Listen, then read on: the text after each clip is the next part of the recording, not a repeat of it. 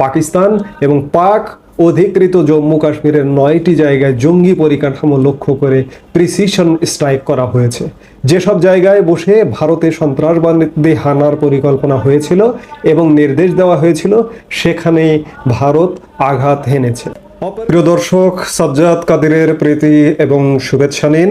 এই মুহূর্তে আপনাদের সামনে কথা বলতে এসেছি সব জল্পনা কল্পনার অবসান ঘটিয়ে পাক ভারত যুদ্ধ শুরু, এই প্রসঙ্গটি নিয়ে আপনাদের সামনে কথা বলবো। পাহেলগাঁও হামলার জবাবে ভারত মঙ্গলবার দিবাগত মধ্যরাতে অপারেশন সিঁদুর শুরু করেছে।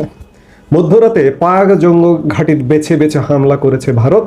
পাকিস্তান ও পাক অধিকৃত কাশ্মীরের 9 জায়গায় জঙ্গি ঘাঁটি গুড়িয়ে দিল ভারতীয় সেনাবাহিনী।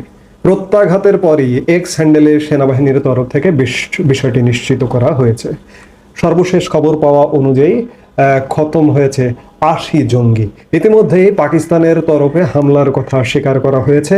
যোগ্য জবাবের হুঁশিয়ারি দিয়েছেন পাক প্রধানমন্ত্রী শাহবাজ শরীফ। পহেলগাঁও হামলার পরই পাল্টা জবাব দেওয়ার হুঁশিয়ারি দিয়েছিল ভারত। পাকিস্তানের উপর চাপ বাড়াতে একাধিক চুক্তি বাতিল করা হয়েছে। এরই মাঝে মঙ্গলবার পহেলগাঁওয়ের বদলা অপারেশন সিঁদুর ভারতীয় সেনাবাহিনীর। গভীর রাতে পাকিস্তান ও পাক অধিকৃত কাশ্মীরের 9 জায়গায় জঙ্গি ঘাঁটি গুড়িয়ে দেয় ভারতীয় ক্ষেপণাস্ত্র। জানা গেছে বহালপুরে জইশ-ই-মোহাম্মদ, মুরাক্কায় লস্করি তৈয়বা ও হিজবুল মুজাহিদিনের সদর দপ্তর গুড়িয়ে দেওয়া হয়েছে বলে খবর। গোটা অপারেশনের নজরদারিতে ছিলেন প্রধানমন্ত্রী নরেন্দ্র মোদী। রাতেই প্রতিরক্ষা মন্ত্রকের তরফে হামলার বিবৃতি দেওয়া হয়েছে।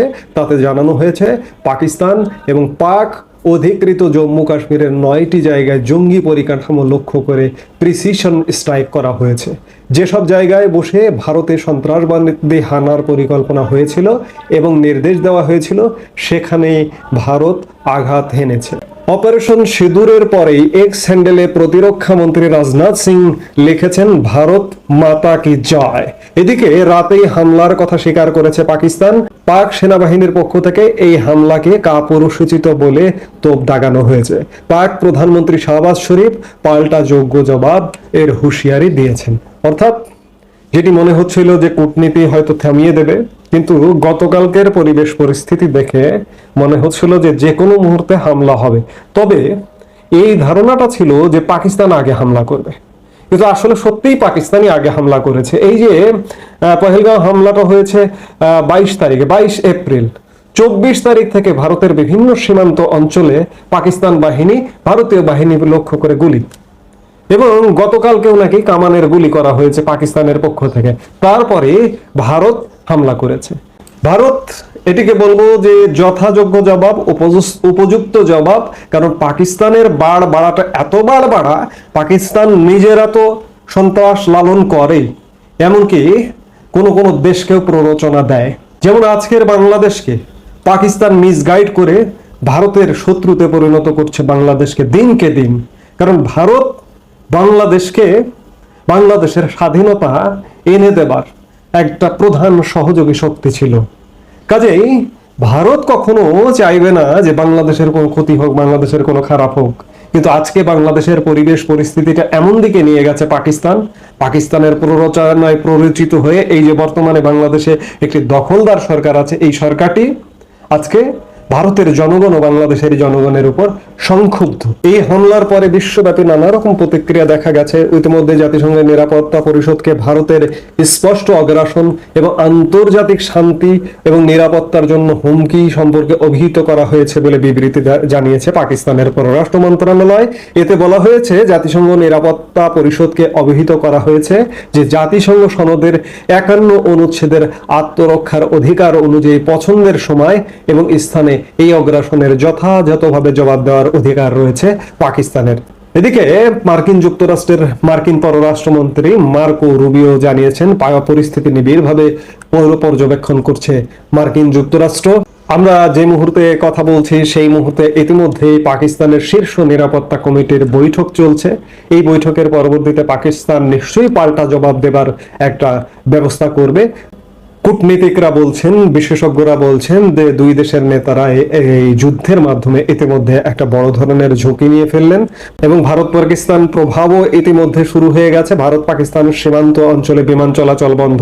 গতকালকে আমরা বলেছিলাম যে আন্তর্জাতিক ফ্লাইটগুলো পাকিস্তান সীমা অতিক্রম করে সীমার বাইরে, পাকিস্তানের আকাশের বাইরে দিয়ে দিল্লিতে গিয়ে পৌঁছাচ্ছে, এমনটা বলেছিলাম।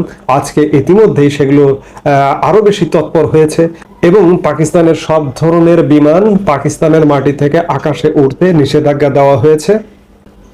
ভারতের সেনাবাহিনীর এক্স হ্যান্ডেলে দেওয়া এক পোস্টে দাবি করেছে ভারত শাসিত কাশ্মীর পুঞ্জ রাজৌর এলাকার ভীমবার গলিতে কামান থেকে গোলা নিক্ষেপ করেছে পাকিস্তান।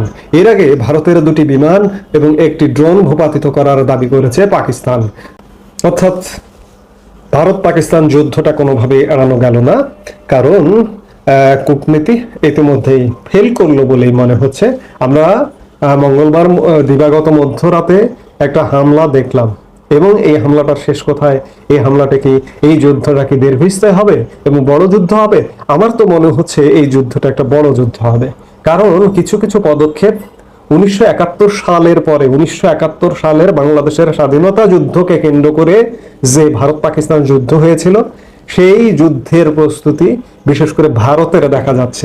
এই যে হামলাটা হয়েছে, 3 বাহিনীর সম্মিলিত হামলা পাকিস্তানে, এবং ভারতের বেসামরিক জনগণের সাথে এই যে আজকে যুদ্ধ প্রস্তুতি নিয়ে ভারতের সব রাজ্য এবং কেন্দ্র শাসিত অঞ্চলে ভারতের বেসামরিক জনগণের প্রশিক্ষণের ব্যবস্থা করা হচ্ছে।